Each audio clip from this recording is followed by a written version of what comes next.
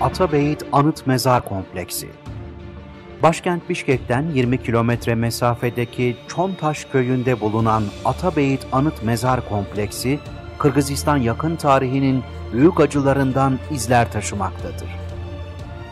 Stalin represyonları dönemine denk gelen 1938 yılında çoğunluğu Kırgız Türk'ü olmak üzere 19 milletten 137 kişinin bir gecede hiç sorguya tutulmadan halk düşmanı, milliyetçi, pan-Türkist suçlamalarıyla topluca kurşuna dizildiği, sonrasında tuğla ocağına atılarak gömüldüğü bir yerdir Atabeyit.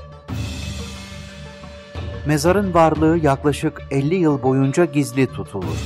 Ancak 1990 yılında katliamın şahidi olan tuğla ocağı bekçisinin kızı Übüyra'nın olayı Kırgız hükümetine anlatmasıyla açığa çıkar. Böylece 1991 yılında toplu mezarın kazılması ve bulunan kemiklerin kimlik tespitlerinin yapılması kararı verilir.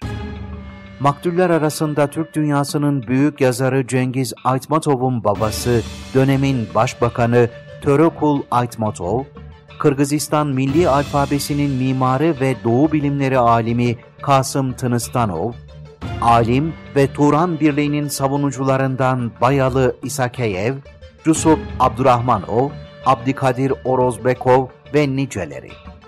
Kimlik tespitleri yapıldıktan sonra naaşlar devlet kararıyla 30 Ağustos 1991 tarihinde resmi törenle tekrar yere verilir.